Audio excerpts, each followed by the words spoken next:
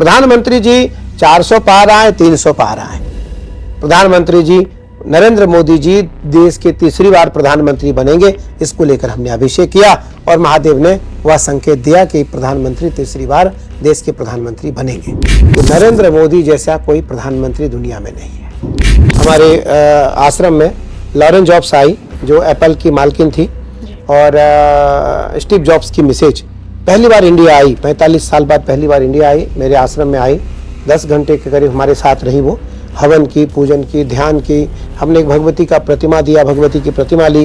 हमने एक रुद्राक्ष की माला उसे धारण कराया, रुद्राक्ष की माला धारण की श्रद्धा से। तो वो लोग भारत आकर के सीखना चाहते हैं जो भारत से नफरत करते थे, जो भारत से अपनी कहीं न कहीं विरोधाभास रखते थे।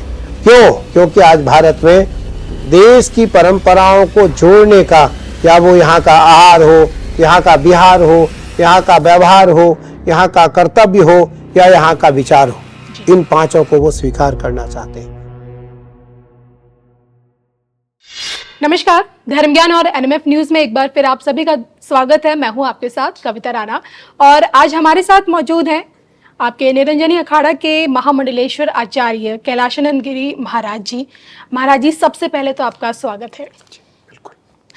आप ही के नेतृत्व में आज अखाड़ा है वो ना सिर्फ देश दुनिया में बल्कि पूरे विश्व में जिस तरह से भारतीय संस्कृति और सनातन धर्म के उत्थान में एक सशक्त भूमिका निभा रहा है। आप भी नेपाल जाते, दुनिया भर घूमते हैं सनातन संस्कृति के उत्थान के लिए। मैं आपसे जानना चाहूँगी कि पहले की तुलना में और आज की तुलना में सनातन के उत्थान में कितना बड़ा परिवर्तन आज आप खुद महसूस करते हैं? देखो मेरी बहन, मैं जब पूरे देश और पूरी दुनिया आज के 10 वर्ष पहले भ्रमण करता था तो लोगों की मानसिकता कुछ और थी, हमारे प्रति लोगों का सोच कुछ और था। आज जब हम भारत में जाते हैं तो इस भगवा वस्त्र को, साधु को और भारत से आए हुए लोगों का सम्मान करते हैं, भारत से आए हुए लोगों का सम्मान करते हैं। और भारत आकर के वो अपनी बात न मान करके, अपनी बात न बता करके हमारी बात सुनना चाहते हैं, हमारी बात सुनना चाहते हैं, हमारे धर्म को जानना चाहते हैं। अभी कुछ ही दिन पूर्व हमारे आश्रम में लॉरेन जॉब्स आई, जो एप्पल की मालकिन थी, और स्टीव जॉब्स की मिसेज पहली बार इंडिया आई, 45 साल बाद पहली बार इंडिया आई, मेरे आश्रम में आई। 10 घंटे के करीब हमारे साथ रही। वो हवन की, पूजन की, ध्यान की। हमने एक भगवती का प्रतिमा दिया, भगवती की प्रतिमा ली। हमने एक रुद्राक्ष की माला उसे धारण कराया, रुद्राक्ष की माला धारण की श्रद्धा से। मेरा भाव यह है कि आज दुनिया के वो लोग भारत आकर के सीखना चाहते हैं जो भारत से नफरत करते थे, जो भारत से अपनी कहीं न कहीं विरोधाभास रखते थे। क्यों? क्योंकि आज भारत में देश की परंपराओं को जोड़ने का, या वो यहाँ का आहार हो, यहाँ का विहार हो, यहाँ का व्यवहार हो, यहाँ का कर्तव्य हो, या यहाँ का विचार हो, इन पांचों को वो स्वीकार करना चाहते हैं। और आज हमारी भाषा सीखना चाहते हैं, वो हिंदी सीखना चाहते हैं। अभी मैं जब नेपाल गया तो मेरी एक अच्छी बेटी है, रशिया की है, वो फॉरेनर है, लेकिन मेरे साथ गई वो, और उसका नाम मैंने रखा है गौरी। उसका नाम मैंने रखा है गौरी। वो बहुत बड़ी उद्योगपति है, रसिया की, बहुत बड़े उद्योगपति परिवार की बेटी है, और दोनों पति पत्नी हमारे बच्चे हैं। आज वो हिंदी सीख रही है कि मैं गुरुजी को अंग्रेजी न बुलवाऊं, मुझसे गुरुजी अंग्रेजी मेरे कारण अंग्रेजी न बोले। उसका भाव रहता है कि गुरुजी संस्कृत बोले, गुरुजी संस्कृत बोले, गुरुजी हिंदी बोले। तो आज वो हिंदी सीख रही है। मुझे लगता है कि आज हजारों लोग ऐसे हैं जो हमारी प्रेरणा से प्रेरित होकर के, भारतीय परंपराओं से प्रेरित होकर के वो सनातन धर्म को स्वीकार करना चाहते हैं। आज वो पैंट शर्ट जीन्स पहन करके नहीं, वो छोटे कपड़े पहन करके नहीं, वो सूट पहनना चाहते हैं। आज वो चंदन लगाना चाहते हैं, चंदन लगाना चाहती हैं। आज जो पुरुष हैं वहाँ वो धोती पहनना चाहते हैं। वो जब सावन में हमारे यहाँ आते हैं तो वो कटी वस्त्र पहनते हैं, वो भगवा पहनते हैं। मुझे लगता है आज के कुछ वर्ष पूर्व ऐसा कहाँ था, और ये संभव तभी हुआ जब धर्म को बल मिला, धर्म को बल मिला, परंपराओं को बल मिला, परंपराओं को एक समृद्धि मिली, तो उस कारण आज यह कार्य संभव हो पा रहा है। आपने कहा तभी संभव हो पाया जब धर्म को बल मिला, और ये बल आपको लगता है कि पीएम मोदी जी की मंदिर नीति से भी मिला? आप मानते हैं इस बात को? बिल्कुल। मैं बिना किसी हिचक, बिना किसी भय के मैं यह बात कहना चाहूँगा कि प्रधानमंत्री नरेंद्र मोदी जी का जो कार्य 10 वर्ष हुआ, इस एक दशक में भारत को कई पीढ़ियों बाद, कई सदियों बाद यह आनंद सनातन परंपरा को मिला, सनातन परंपरा को मिला।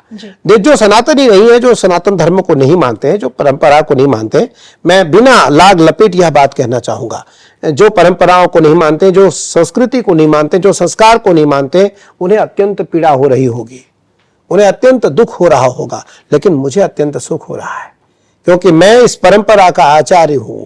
मेरे पीछे सैकड़ों करोड़ अनुयायी पूरी दुनिया में है, जो केवल मुझसे इस बात से प्रभावित रहते हैं कि मैं शिव का उपासक हूं, मैं महादेव का उपासक हूं। उन्होंने कभी हमारे वैभव के बारे में कभी हमसे नहीं पूछा, उन्होंने कभी हमसे नहीं कहा कि आप घड़ी पहनिए, आप सोना पहनिए, आप डायमंड पहनिए, या आप बड़े अच्छे कपड़े पहनिए तो मैं आपका सम्मान करूंगा। नहीं, उन्होंने एक चीज देखने का प्रयास किया कि हमारे गुरुजी कितने अच्छे साधक हैं, हमारे गुरुजी कितने देर साधना करते हैं, महादेव का पूजन कैसे करते हैं, यज्ञ कैसे करते हैं, हवन कैसे करते हैं, उस कारण वो हमसे प्रभावित होते हैं। तो भारत ही एक ऐसा देश है जहां यज्ञ है, भारत ही एक ऐसा देश है जहां समाधि है, भारत ही एक ऐसा देश है जहां ध्यान है, भारत ही एक ऐसा देश है जहां योग है, भारत ही एक ऐसा देश है जहां गौ ब्राह्मण संत सज्जन साधु और माता पिता राष्ट्र के प्रति हितकारी शब्द हैं। इसलिए भारत में उन लोगों को जरूर सीख लेनी चाहिए प्रधानमंत्री जी की प्रेरणा से, प्रधानमंत्री जी के कार्य से, कि प्रधानमंत्री जी ने देश के साथ साथ जो आज सनातन धर्म का विकास किया है, सनातन धर्म का उत्थान किया है, वो अवर्णनीय है, प्रशंसा से परे है, इसमें किसी प्रकार का कोई दो राय नहीं है।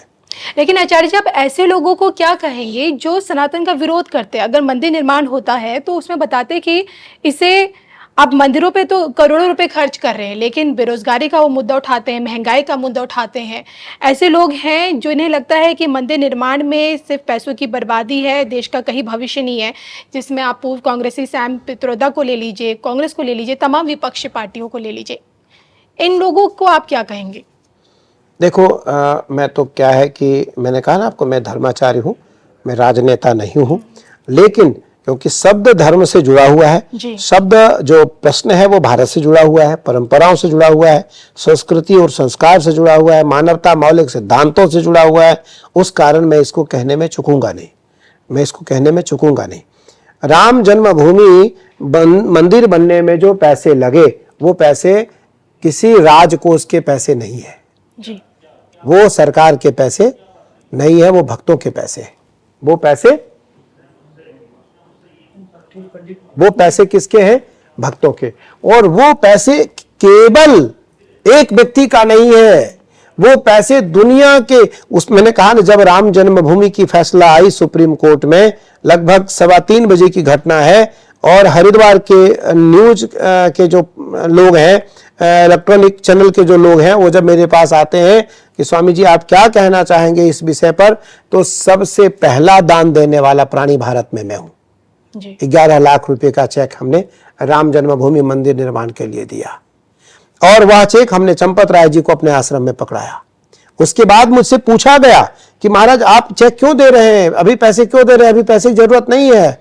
मैंने कहा आज शुभ लग्न है, मुहूर्त है, वार है, तिथि है, समय है, ये 11 लाख कुबेर का काम करेगा, 11 लाख कुबेर का काम करेगा। और अंत में चंपत राय जी ने आकर के मुझसे कहा कि गुरुजी वो 11 लाख कुबेर का ही काम किया, कुबेर का काम किया, और पूरी दुनिया के लोगों ने राम जन्मभूमि निर्माण के लिए पैसे दिए।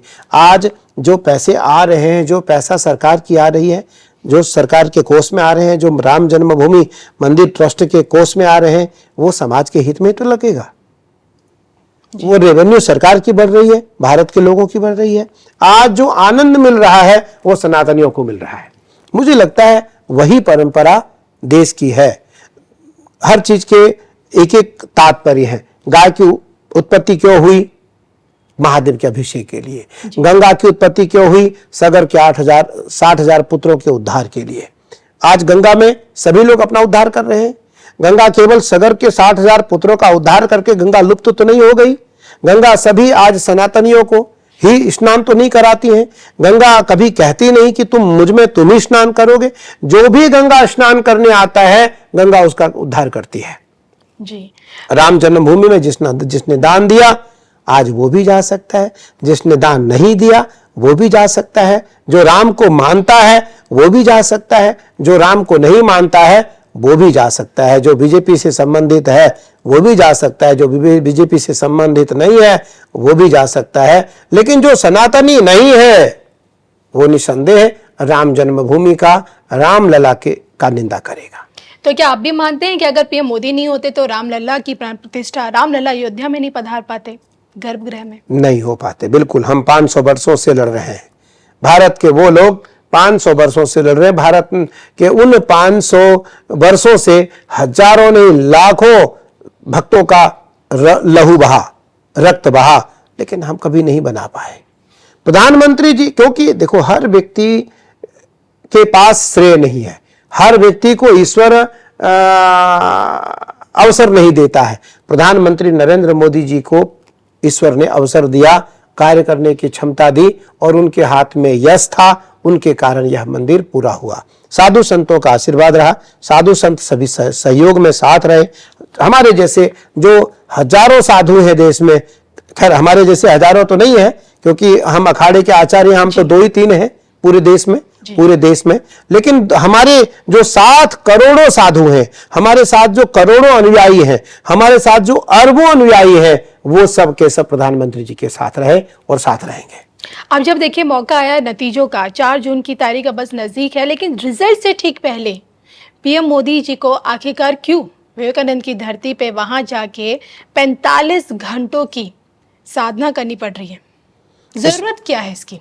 वो इसलिए कि आगे 5 साल फिर अच्छी सरकार चला सके, क्योंकि 5 साल तो फिर समय मिलेगा नहीं ध्यान करने का, समय कम मिलेगा। सरकार आ जाने के बाद समय बहुत कम होगा, क्योंकि राष्ट्र इतना बड़ा है भारत, तो भारत का समृद्ध राज्य चलाना और साधना करना दोनों अलग अलग विषय है। प्रधानमंत्री जी सारे चुनाव प्रचार समाप्त करके 2 दिन के लिए वहां जाते हैं, 45 घंटे वहां बैठेंगे साधना में। हमारे यहाँ नियम है कि 1 मिनट का भी यदि साधना अच्छी हो जाए, 1 मिनट का भी यदि ध्यान लग जाए तो वह व्यक्ति महान है, वह व्यक्ति महान है। और 45 घंटे में कम से कम 45 बार प्रधानमंत्री जी का मन भगवती में लगेगा।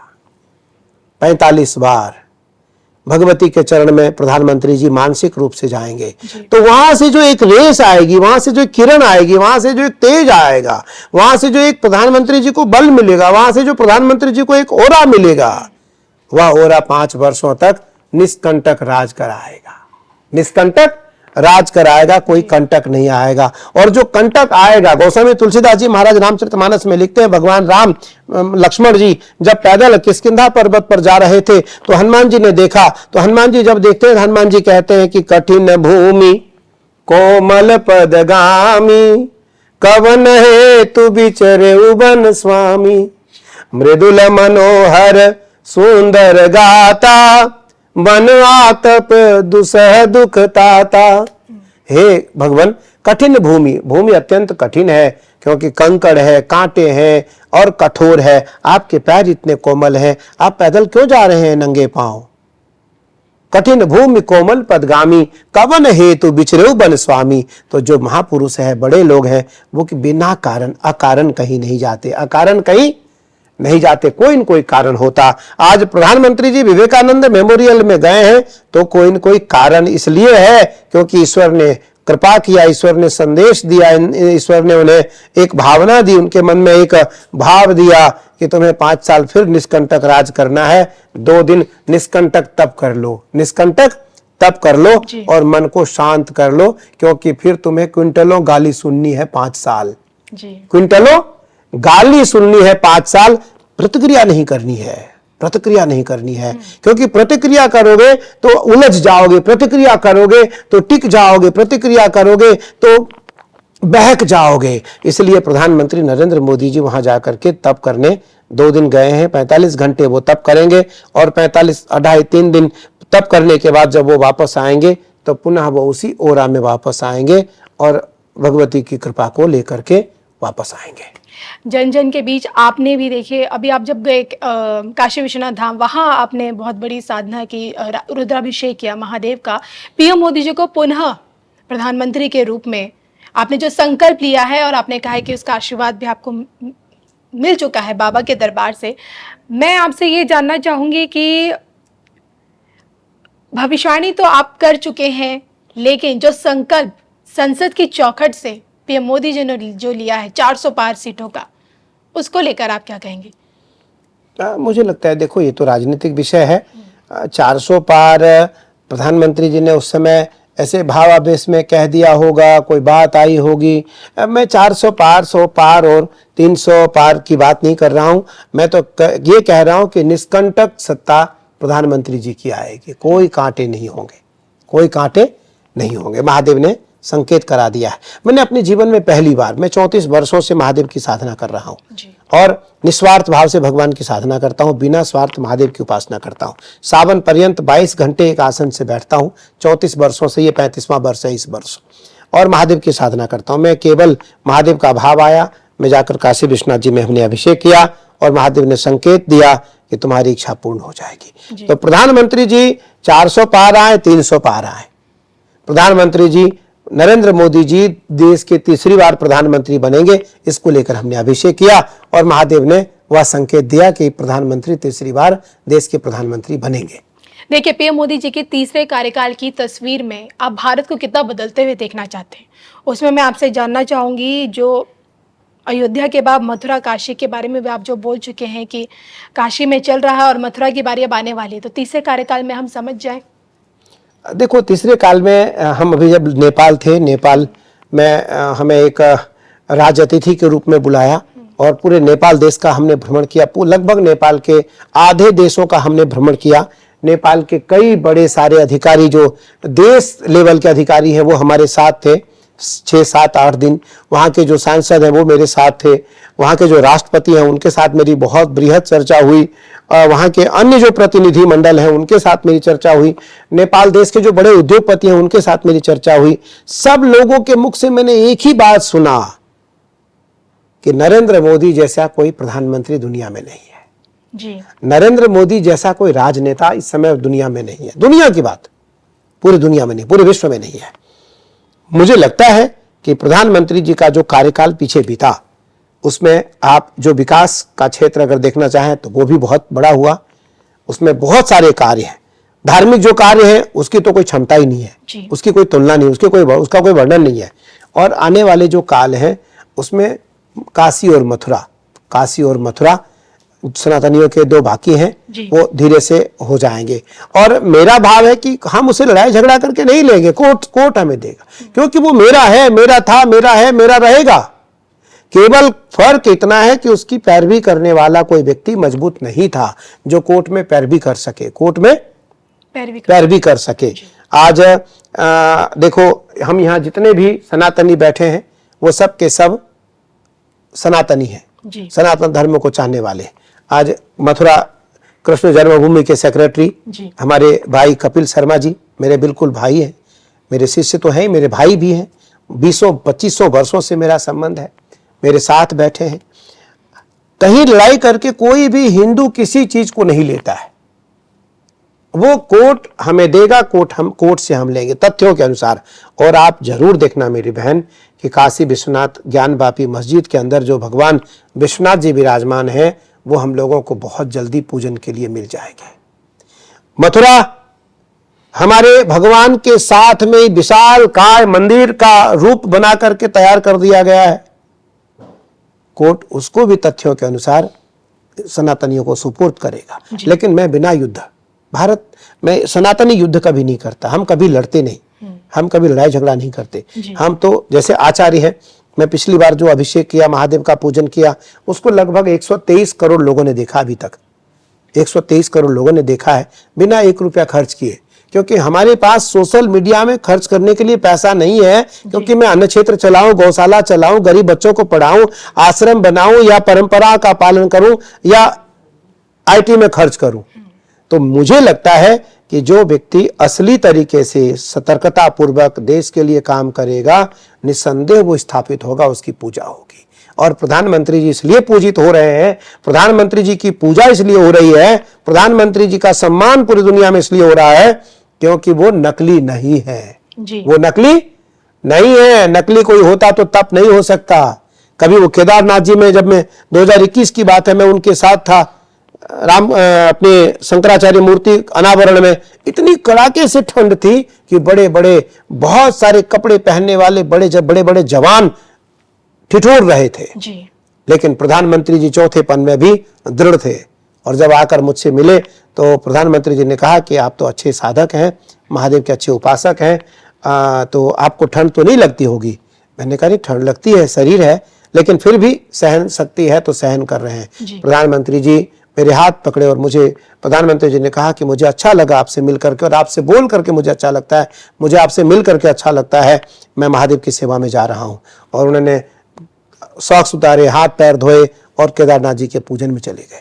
उस दिन मुझे लगता है 6 डिग्री टेम्परेचर माइनस था जी। 6 माइनस था। मुझे लगता है दुनिया के सभी मीडिया के लोग वहां थे। मुझे लगता है कि ये कार्य संभव तभी कर सकता है कोई, जब ईश्वरीय कृपा हो, ईश्वरीय कृपा हो। और जब प्रधानमंत्री जी के नजदीक कोई व्यक्ति रहता है, कोई जाता है, तो उसका एहसास, अभी हम लोग कुछ देर पहले कपिल जी, हम सभी लोग बात कर रहे थे कि जब उनके नजदीक जाएंगे, उनको स्पर्श करेंगे, वो जब हमें स्पर्श करते हैं, हम जब उनके साथ कुछ देर हाथ पकड़ करके खड़े रहते हैं, तो हमें एक पॉजिटिव ऑरा महसूस होता है कि नहीं, एक सात्विक व्यक्ति है, एक तामसी नहीं सात्विक है, राजसी नहीं योगी है, देवी शक्ति की देवीय शक्ति की अनुभूति होती है। और वो तभी कोई अनुभव कर सकता है जब आगे वाला भी कोई देवीय अनुभूति करने वाला व्यक्ति होगा। बस सर, आचार्य जी, जाते जाते से आपसे एक सवाल जानना चाहूंगी। पीएम मोदी जी से आप जितने करीब आप उन्हें जानते हैं, जितना आपने हमारे दर्शकों को बताया, धर्म के एनएमएफ न्यूज़ के दर्शकों को, पीएम मोदी जी के बाद एक और मोदी की चर्चा चारों तरफ है, वो भी आपके संत समाज से ही आते हैं, मुख्यमंत्री योगी आदित्यनाथ। उनके बारे में, उनके नेतृत्व में देश का भविष्य आपको किस ओर दिखता है भविष्य में? बस देखो, अभी तो हम प्रधानमंत्री जी की कल्पना कर रहे हैं जी। प्रधानमंत्री जी को मैं शतायु की भावना रखता हूं कि प्रधानमंत्री जी 100 साल तक जीवित रहें, 100 साल तक जीवित रहें। और 100 साल तक प्रधानमंत्री जी, अभी जो 75 की बात है बीजेपी में कि 75 के बाद, लेकिन विकसित भारत 2047 का, लेकिन मैं कह रहा हूं कि मैं तो ये कहूंगा, संत समाज ये बात कहेगा बीजेपी को, बीजेपी के बड़े नेतृत्व को, कि ये 75 साल का जो तुम्हारा संकल्प है इसे हटा दो, जो 75 साल के तुम्हारे बंधन है इसको तोड़ दो, इसको तोड़ दो, और प्रधानमंत्री जी को आगे फिर जोड़ दो। अपोजिशन को तो इंतजार है रिटायरमेंट का, आगे फिर जोड़ दो। देश में कौन नहीं रहा। आज से बीजेपी प्रधानमंत्री जी के द्वारा यह जो कार्यकाल का एक सीमा का रेखांकरण किया गया, मूल्यांकन रेखांकरण किया गया, इससे पहले तो जितने भी राजा हुए, जितने देश के प्रधानमंत्री हुए, वो तो बहुत उम्र तक प्रधानमंत्री पद पे रहे। तो प्रधानमंत्री नरेंद्र मोदी जी जब तक स्वस्थ रहे तब तक देश के प्रधानमंत्री रहे, तब तक देश के प्रधानमंत्री रहे, तभी मुझे लगता है भारत विश्व गुरु बन पाएगा, भारत विश्व गुरु बन पाएगा। और ये कल्पना सभी देश के साधु साकार करके रहेंगे, देश के साधु साकार करके रहेंगे।